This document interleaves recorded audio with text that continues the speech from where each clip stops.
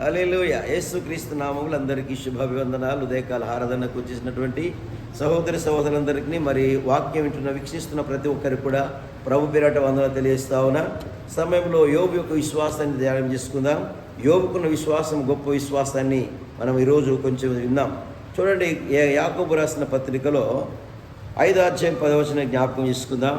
నా సహోదరులారా, ప్రభు నామమును బోధించిన ప్రవక్తలను శ్రమానుభవములకు ఓపికగాను మాదిరిగాను పెట్టుకొనుడి.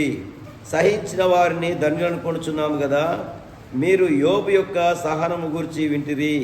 ఆయన ఎంతో జాలియు కనికరము గలవాడని మీరు తెలుసుకొని ఉన్నారు. చనివాక్య వినికిల్లో దేవుడు దీవించి ఆశీర్వదించునుగాక. ఆమేన్. హల్లెలూయా. యోబు యొక్క సహనం, యోబు యొక్క ఓర్పు, యోబు యొక్క విశ్వాసం, యోబుకున్నటువంటి విశ్వసనీయత చాలా గొప్పది. ఇక్కడ అందుకే భక్తులు ప్రవక్తల గురించి మాట్లాడుతున్నాడు. నా సహోదరులారా, ప్రభునామమున బోధించిన ప్రవక్తలను శ్రమానుభవమునకు ఓపికకును మాదిరిగా పెట్టుకొనుడి. మోడల్గా, ముంగుర్తుగా, శుభసూచనగా వారు మనకు ఉన్నారు. భక్తులందరూ భక్తులందరూ కూడా డానియల్ కావచ్చు, అబ్రహాం కావచ్చు, ఇసాక్ కావచ్చు, యాకోబు కావచ్చు, అలాగనే యోబు కావచ్చు, ఇలాంటి భక్తులందరూ కూడా విశ్వసనీయతతో నడిచినారు. విశ్వాసం బట్టి ప్రయాణం చేసినారు. భక్తులందరూ కూడా ప్రాణాలు కోల్పోయారు, జీవితమే త్యాగం చేశారు. పౌలు చాలా త్యాగం చేశాడు, ప్రాణాపాయం, శ్రేపెన్. ఇలాంటి భక్తులందరూ కూడా విశ్వాసంలో జీవించిన వారు. అందులో ఒక ప్రాముఖ్యంగా ఈరోజు కొన్ని విషయాలు తెలుసుకుని యోబు యొక్క సహనం గురించి విందాం. యోబు యొక్క సహనం చాలా గొప్పది. యోబు ప్రతిదినం ఏం చేసేవాడంటే, ప్రతిదినం దేవుడి సన్నిధికి తన కుటుంబం సమేతంగా కలిసి ప్రార్థించేవాడు. తన కుటుంబంతో సమేతంగా కలిసి ప్రార్థించేవాడు. ఎందుకు ప్రార్థించాలి? ఎంతమంది పిల్లలు యోబు గారికి? ఎంతమంది పిల్లలు? 10 మంది పిల్లలు. ఎంతమంది కొడుకులు? 7 కొడుకులు, 3 కుమార్తెలు. 10 మంది పిల్లలు, తాను తన భార్య. ఏం చేశారు? ప్రతినిత్యము ఒక కుటుంబంలో ఆరాధన చేసేవాళ్ళు. ప్రతినిత్యం బలి అర్పించేవాడు యోబు. అలాంటి బలి అర్పించేవాడంటే ఏదైనా పొరపాటు చేస్తారా పిల్లలు, ఏదైనా తప్పు చేస్తారని ప్రతినిత్యము ఏం చేసేవాడంటే బలి అర్పణ. అప్పుడు పాప పరిహారత బలులు ఉండేవి. అయితే బలి అర్పణ చేసేది.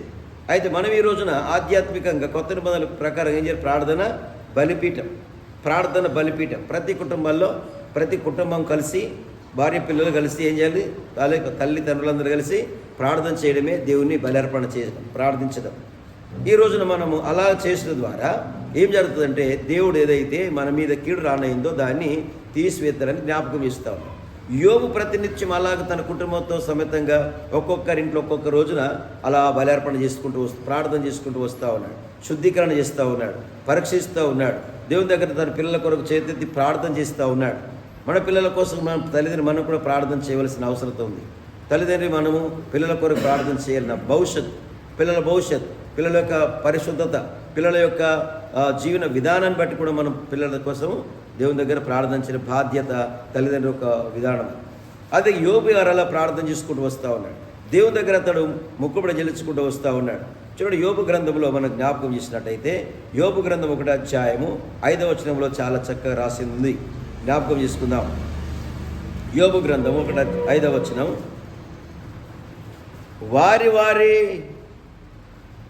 విందు దినములు పూర్తి కాగా యోబు తన కుమారులు పాపము చేసి తమ హృదయములో దేవుని దూషించిరేమో అని వారిని పిలువనంపించి వారిని పవిత్రపరిచి అరుణోదయమున లేచి వారిలో ఒక్కొక్కరి నిమిత్తమై దహన బలు అర్పించుచు వచ్చెను. యోబు నిమిత్తము ఆలావు చేయుచుండెను. దేవదూతలు యెహోవా సన్నిధిని నిలుచుచునకై వచ్చిన దినమొకటి తటస్థించెను. ఆ దినమున అపవాది యగు వాడు వారితో కలిసి వచ్చెను. ఏం చేస్తున్నాడు? అపవాది వారితో కూడా కలిసి వచ్చిన ఒక దినం తటస్థించింది. దేవుడి సన్నిధికి దగ్గరికి వెళ్ళాల్సిన రోజు వచ్చింది. అయితే ఆ తటస్థించినందున దేవదూతలతో పాటు ఎవరు వచ్చారు? ఇప్పుడు సాతాను దూత వచ్చింది. సాతాను కూడా వచ్చింది. సాతాను ఎక్కడికి వచ్చాడు? వీడు త్రోయబడ్డవాడు, పడగొట్టబడ్డవాడు. వీడికి ఎన్ని పేర్లు ఉన్నాయి? అపవాదని, సాతానని, అబద్ధికుడని, దొంగని, మోసగాడని, ఇక్కడ లోకం అధికారి అని, ఎన్ని వానికి పేర్లు చూడండి. లోకాధికారి అని. యేసుప్రభుల వారు ఒక సందర్భంలో తన శిష్యులతో మాట్లాడుకుంటూ కూర్చుంటాడు. సంభాషిస్తున్న సందర్భంలో ఒక్కడికి వెళ్ళి వస్తున్నాడు అన్నాడు. ప్రభు అన్నాడు, ఇదిగో లోక అధికారి మన దగ్గరికి వస్తున్నాడు అన్నాడు. లోకములో వాడు ఏలుతున్నాడు. ఎందుకు ఏలుతున్నాడంటే వారి ప్రతి మానవనేతరానికి ఏం చేసింది? ఈ రోజున గుడ్డితనం కలుగజేసింది. ప్రతి మానవాళి యొక్క మనోనేతరానికి గుడ్డితనాన్ని కలుగజేసినాడు. అయితే ప్రతి మానవాళి యొక్క హృదయం తెరవడానికి యేసు లోకానికి వచ్చాడు. గుడ్డివారి కన్నులు తెరవటకును, కుంటివారిని నడిపించటకును, మోగివారిని మాట్లాడిపించడానికి యేసు లోకానికి వచ్చాడు. కుష్ఠులను బాగు చేయడానికి, అద్భుతమైన కార్యాలు చేసుకుంటూ దేవుడు చేయడానికి లోకానికి వచ్చాడు. అయితే యోబు యొక్క సంగతి గమనించినట్టయితే, ఆయన విశ్వాసాన్ని జ్ఞాపకం చేసుకున్నట్టయితే, యోబు ఇక్కడ జ్ఞాపకం చేస్తూ ఉండే ఏంటంటే, యోబు తన నిత్యము తన యొక్క దినదినము తన పరిశుద్ధపరుస్తున్నాడు. తన పిల్లలను పరివర్తన చూస్తున్నాడు. వారు ఇలా ఉన్నారు, దినదినం పరీక్ష చేస్తున్నాడు. దినదినము ఆలోచిస్తూ ఉన్నాడు. వారి వ్యవహారాలు ఏంటి, వారి ఆలోచన ఏంటిది, వారి విధానం ఏందని దినదినము పిల్లలను కూర్చోబెట్టుకుని ప్రతినిత్యం దేవుడి సన్నిధిలో ప్రార్థన చేస్తూ వారి పరీక్షించుకుంటూ వస్తూ ఉన్నాడు. అయితే ఉదయకాల సమయం లేచిన తర్వాత ఏం చేస్తున్నాడు? దహన బలిని అర్పిస్తూ ఉన్నాడు. 7వ వచనం, యెహోవా నీవు ఎక్కడి నుండి వచ్చితివని వారిని అడగగా అపవాదన్నదట, భూమి మీద ఇటు అటు తిరుగుచు అందులో సంచరించుచు వచ్చి తినని యెహోవాకు ప్రత్యుత్తరం ఇచ్చెను. ఏం చెప్పిందంటే, ఇటు అటు తిరుగుతున్న వారితో వచ్చిన. ఎవరు ఇటు అటు? దేవదూతలు ఆ పరలోకానికి భూలోకానికి ఎక్కుతూ దిగుతున్నాయి కదా. అప్పుడు ఆ దూత కూడా ఈ భూలోకంలో సాధారణ దూత ఎక్కడికి వెళ్ళింది? అక్కడికి వెళ్ళింది, దేవుని దగ్గరికి వెళ్ళింది. దేవుని సభ చూస్తుంటే ఆ సభలో ఇది కూర్చుంది. అడిగారంట, ప్రభు అడిగాడంటే, ఎక్కడికి వెళ్ళి వచ్చావు అన్నాడు. ఎక్కడికి వెళ్ళి వచ్చావంటే, ఇటు చెప్పాలి, ఇటు అటు, ఇటు అటు తిరుగుని వారితో నేను వచ్చానంట. వస్తే బాగుందిలే, బాగున్నావు కానీ, వస్తేవు కానీ, సరే నా భక్తుని సంగతి విన్నావని అడిగాడు. భక్తుని పేరు యోబు. దేవుని యొక్క భక్తుని పేరు యోబు. యోబు సంగతి విన్నావా అన్నాడు. ఓ, ఆయనకేం భలే ఉన్నాడు, ఆయనకేం ఏమన్నా సాతాను భలే ఉన్నాడు. ఎలా ఉన్నాడు? నువ్వు కంచె వేసావు కదా, ఏం చేసావు నువ్వు? ఇప్పుడు కంచె వేసావు కదా, అందుకే భలేగా ఉన్నాడు అన్నాడు. భలేగా ఉన్నాడు, కంచె వేసావు కదా, బాగా ఉన్నాడు అన్నాడు. సరే, ఆ యథార్థత అదంతా చూసి సాతాను గౌరవడతాను. అభివృద్ధి యూజు దేశంలో, తూర్పు దిశలో ఊజు దేశంలో తనంత ధనవంతుడికి ఎవరు లేరు. యోబంత యథార్థవంతుడు కూడా లేడు, భక్తిపరుడు కూడా లేడు. అందుకే ఆ యోబుని గురించి, విశ్వాసం గురించి దేవుడు చెప్పిన మాట ఏం తెలుసా? విశ్వాసం చూసి యోబును ఏమన్నాడు తెలుసా? నీతిమంతుడైన యోబు అన్నాడు. నీతిమంతుడైన యోబు అన్నాడు. దేవుడే సాక్ష్యం ఇచ్చేవారు. దేవుడే సాక్ష్యం యోబు గురించి. ఈరోజు నీ గురించి నాకు ఎవరు సాక్ష్యం ఇవ్వాలి? దేవుడు సాక్ష్యం ఇవ్వాలి. ఆమేన్. మనుషులు చాలా సాక్ష్యం ఉంటారు. సాక్ష్యం మన గురించి మనం చెప్పుకునే సాక్ష్యము కాదు. కానీ ఎవరు చెప్పాలి మన గురించి సాక్ష్యం? ఇప్పుడు దేవుడే సాక్ష్యం చెప్పాలి. మన స్థితిగతి, పరిస్థితులు ఎలా మారిపోయినాయి, ఎలా జరుగుతున్నాయి, ఎలా జరిగినాయి, ఎలా జరగబోతున్నాయి అని ఎవరు చెప్తారు? దేవుడే సాక్ష్యార్థంగా సాక్ష్యం చెప్పాడు యోబు గురించి. యోబు యొక్క జీవిత చరిత్ర విన్నప్పుడు వాపోయారు అందరూ కూడా. యోబు కలిగిన శ్రమలు చాలా శ్రమలండి. యోబు కలిగిన శ్రమలు ఇంకెవరికి రావద్దు కూడా. అన్ని శ్రమలు అనుభవించాడు. కొంతమంది అంటారు, శత్రువు కూడా రావద్దయ్యా అని శ్రమలు అంటారు. నాకు శత్రువు అయిన కావచ్చు, శత్రువు కూడా అసలు శ్రమలు రాకూడదంటాం. కొన్ని శ్రమలు చూసినాం.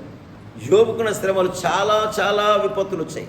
ఎవరికి వచ్చాయి? సాతాను అక్కడికి వెళ్ళి అనుమతి తీసుకున్నాడు. ఎవరి దగ్గర? దేవుని దగ్గర అనుమతి తీసుకున్నాడు. ఏమనుమతి తీసుకున్నాడు? చెప్పనా? ఏమనుమతి తీసుకున్నాడు అంటే, నువ్వు కంచె వేసావు కదా, ఆ కంచె కాస్త కొంచెం పక్కన పెట్టేసేయి, కంచె కాస్త పక్కన పెట్టాయి, అప్పుడు నీకు అది నమస్కారం చేసేది, నాకే నమస్కారం చేస్తాడని ఈ దేవుడితో సవాల్ చేసింది సాతాను. చూడండి, సాతాను సవాల్ చేసింది. సాతాను సవాల్ చేస్తే అన్నాడు, పో ఏం చేస్తావు, పో చేసుకపో. యోబుని ఏం చేస్తావా? చేసుకపో. ప్రాణం మాత్రం తీసుకునే అధికారము లేదు, కానీ నీ ఏం చేస్తావు? చేసుకపో అన్నాడు. ఏం చేస్తావు? చేసుకపో అన్నాడు. ఏమొచ్చాడు? ఇక చూడండి ఒకసారి ఏం చేస్తున్నాడు వాడు. సాతాను వచ్చి ఏం చేస్తాడంటే 9వ వచనంలో, అని అడగగా అపవాది, యోబు ఊరకయే దేవుని యందు భయభక్తులు కలిగిన వాడు ఆయన, నీవు అతనికి, అతని ఇంటి వారికి, అతని కలిగిన సమస్తమునకు చుట్టూ కంచె వేస్తేవి కదా, నీవు అతని చేతి పనిని దీవించుట చేత అతని ఆస్తి దేశంలో బహుగా విస్తరించుచున్నది. ఏంది? కంచె వేస్తుంది వల్ల ఏమైంది? యోబు చాలా దీవించబడుతున్నాడు. దీవించడం వలన సాతానికి ఏమైంది? ఇప్పుడు మండుతుంది కడుపు. అబ్బో, ఇప్పుడు బాగా అయిపోయాడు. ఏమంటే కొన్నిసార్లు మన వాళ్ళు ఉంటారు కదా, మనుషులు ఎవరు కొంచెం డెవలప్ పెడితే, కొంత మంచివి అయిపోతే ఎవరికి వస్తుంది? ఏం బుద్ధి వస్తుంది? చెప్పాలా? ఏం బుద్ధి వస్తుంది? ఓర్వలేని బుద్ధి అంటారు. ఓర్వలేని బుద్ధి అది మీరు మాట్లాడలేదు. ఓర్వలేని బుద్ధి వస్తుంది. వీళ్ళు బాగా అయిపోతున్నారు, ఎలా అవుతున్నారు ఏం చేయాలి? వాళ్ళు కుంగ చేయాలి, కుసింపజేయాలి, నశింపజేయాలి, నష్టపరచాలి. వీడి యొక్క ఆలోచన అంతా అదే. ఎవరిది ఆలోచన? సాతానుగాడిది. ఏంది? వీళ్ళంతా కృంగ చేయాలా, నష్టపరచాలా, లాభం అంతా తీసేయాలా. వీడి పని అంతా ఇదే. ఎవడి పని ఇదంతా? సాతాను పని, సాతాను ఆలోచన విధానం. దేవుడు అందరిని ఒకే సృష్టించాడు, కానీ ఏం చేస్తే ఎవరు ప్రవేశించినప్పుడు ఇందులో ఎవరు వచ్చి ప్రేరేపిస్తున్నాడు? సాతానుడు వచ్చాడు. సాతాను వచ్చి యోబు యొక్క సంగతి విన్న తర్వాత వానికి ఓర్వెళతనం వచ్చేసి ఇప్పుడు అంతా ఏం చేయాలి? ఇప్పుడు చిన్న భిన్నము చెయ్యాలి. కుటుంబం అంతా చిన్న భిన్నం చేసేసాడు. ఏం చేశాడు? 7 కొడుకులు చనిపోయారు, 3 కూతురు చనిపోయారు.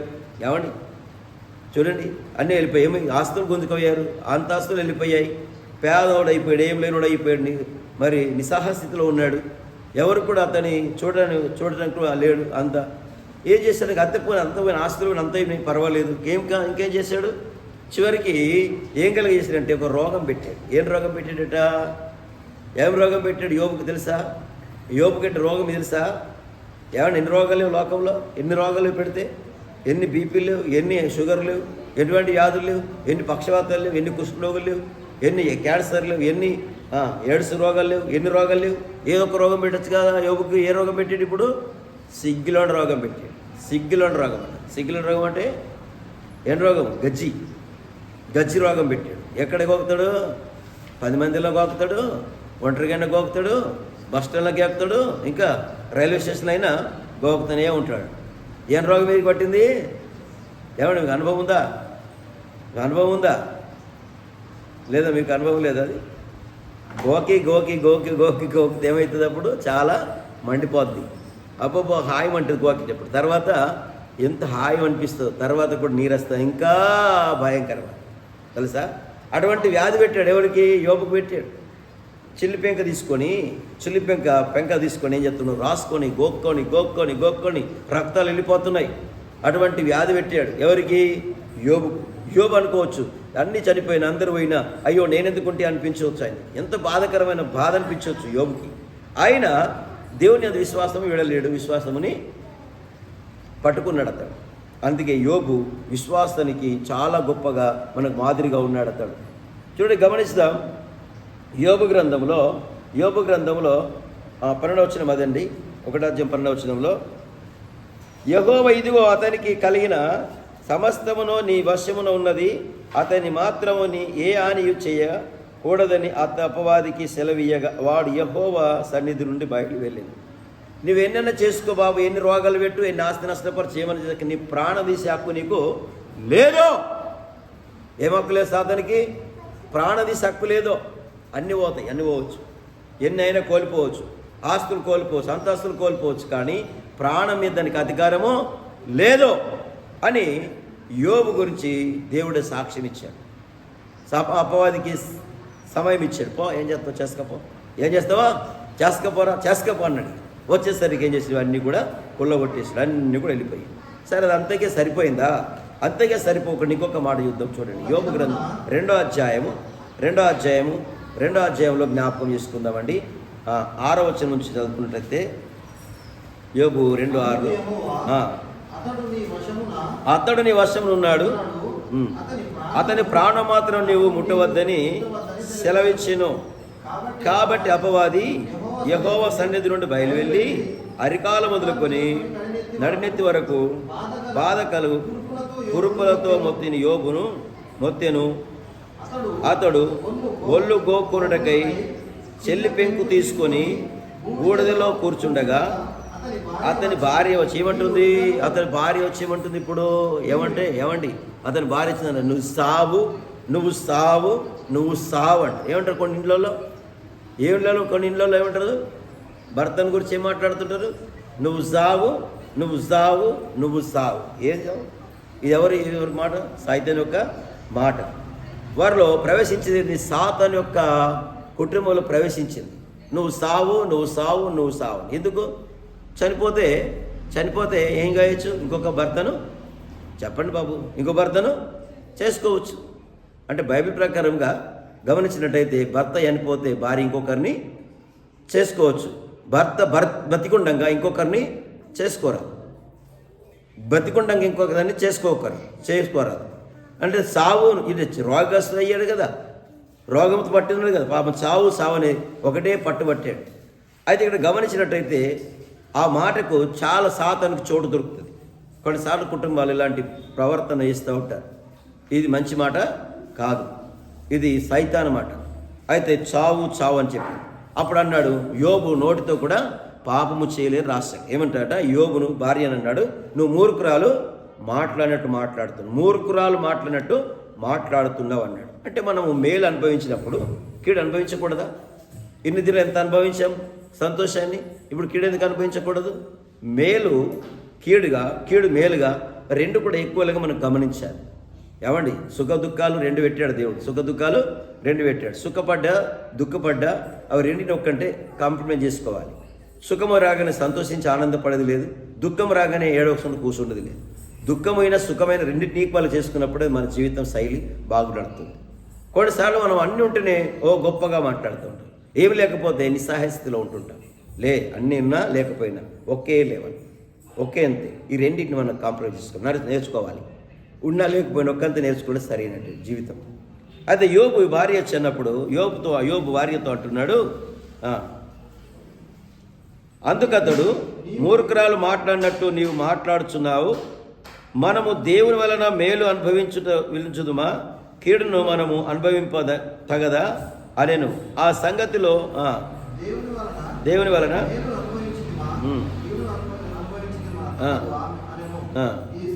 ఈ సంగతులలో ఏ విషయమందును యోబు నోటి మాటతోనైనను పాపము చెయ్యలేదు, మాట తప్పలేదు యోబు. అందుకే నీతిమంతుడైన యోబు అన్నాడు దేవుడు, నీతిమంతుడైన యోబు అన్నాడు దేవుడు, నీతిమంతుడైన యోబు. కనుక యోబు యొక్క విశ్వసనీయత చాలా గొప్పది, అన్ని కోల్పోయినప్పటికీ. అందుకే మన పితరులైనటువంటి మన ప్రవక్తలైనటువంటి ఎందరో మహామహనీయులు ఏమైపోయారు, హతసాక్షులుగా దేవుడి కొరకు నిలబడ్డవారు. అందుకే వారిని మోడల్గా ఉన్నారని, మాదిరిగా ఉన్నారని యాకోబు రాసిన పత్రిక చదివాం. అందుకే యోబు యొక్క సహనమును గ్రహించండి, యోబు యొక్క ఓపికను మనం గమనించండి, యోబు యొక్క నిరీక్షణ గమనించండి. అందుకే యోబు యొక్క సహనం చాలా గొప్పది. అందుకే గమనించుదాం. చివరిగా 4వ అధ్యాయం, తన స్నేహితులు వచ్చి అంటున్నారట, 4వ అధ్యాయం అంతకుముందు 2వ అధ్యాయం 4వ అధ్యాయం 1వ వచనం చూసినట్టయితే, దానికి తేమానీయుడైనటువంటి ఎలిఫాజు ఇలాగు ప్రత్యుత్తరం ఇచ్చెను, ఎవడైనను ఈ సంగతి ఎత్తి నీతో మాట్లాడేలా నీకు వ్యసనము కలగరా, అయితే వాదింపక ఎవడు. ఇక్కడ తన స్నేహితులు 4 వచ్చారు, ఫ్రెండ్షిప్ వచ్చి దగ్గరికి వచ్చి ఇలా మాట్లాడలేదు, ఏం చెప్తే దూరం ఉండి మాట్లాడుతూ ఉంటారు. సో మనం కండి కలిగినప్పుడు ఎంతమంది వస్తారు స్నేహితులు? ఒక మాట చెప్తాం, మీకు పర్సులో బాగా డబ్బులు నిండుకోండి, రాగానే అందరూ ఏం చేస్తారు, మన ఫ్రెండ్షిప్ అవుతారు, దోస్తులు అవుతారు. డబ్బులు అయిపోయాయి అనుకోండి, ఎవరు ఫ్రెండ్స్ ఉండరా? మాట్లాడాలి, ఉండరు. ఎందుకు ఉండరు? ఖాళీ చేయదు. అలాగనే యోబుకు కలిగి ఉన్నంత ఎంతమంది ఫ్రెండ్స్ ఉన్నారు? విస్తారమైన ఫ్రెండ్స్ ఉన్నారు. 4 స్నేహితులు, తేజమైనటువంటి వారు కూడా 4 స్నేహితులు వచ్చి దూరం నుండి చూస్తున్నారు తప్ప అతన్ని ముట్టినవారు కాదు, మందలించిన వారు కాదు, పలకరించిన వారు కాదు. కనుక అతన్ని దూరం నుండి చూస్తున్నారు. నష్టపోయినప్పుడు దూరం నుండి చూస్తున్నారు, బాగున్నప్పుడు బాగా అతుక్కొని ఉంటారు. మనము లాస్ట్ లూట్ అయినప్పుడు, మనము నిస్సహాయ స్థితిలో ఉన్నప్పుడు ఎవరు మన దగ్గరికి రారు కదా. కలిగి ఉన్నప్పుడు మన అందరూ చుట్టాలు, బంధువులు కలిగి ఉంటారు కదా, అందరు వస్తూ ఉంటారు. మనకేమి లేకపోతే ఎవరు కూడా దగ్గరికి రారు. కారణం అది ఇక్కడ గమనించినట్టయితే భక్తునటువంటి యోబు గ్రంథంలో ఇదే 4వ అధ్యాయం 6వ వచనం రాస్తున్న మాట ఏంటంటే, మీ భక్తి మీకు పుట్టింపదా. భక్తి ఏం పుట్టిందా? ధైర్యం పుట్టించేదేంటిది? భక్తి. ఎవరంటారు? దోస్తులు, ఫ్రెండ్షిప్ వచ్చి అంటారు, నీ భక్తి నీకు ధైర్యం పుట్టించదు. ఏమంటారు? కొన్నిసార్లు నష్టం జరిగినప్పుడు, నీ దేవుడు ఏమాయను, దేవుడు మీరు కాపాడా, మీ దేవుడు స్వస్థపరచడా, ఇలా అంటారా?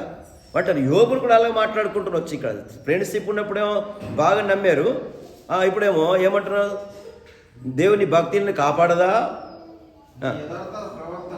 యథార్థ ప్రవర్తన కాదా, జ్ఞాపకము చేసుకును, నిరపరాధి అయినను ఒకడునో ఎప్పుడైనాను నశించినా నువ్వు యథార్థవంతుడు కదా, యథార్థవంతుడు నశించిపోతారా?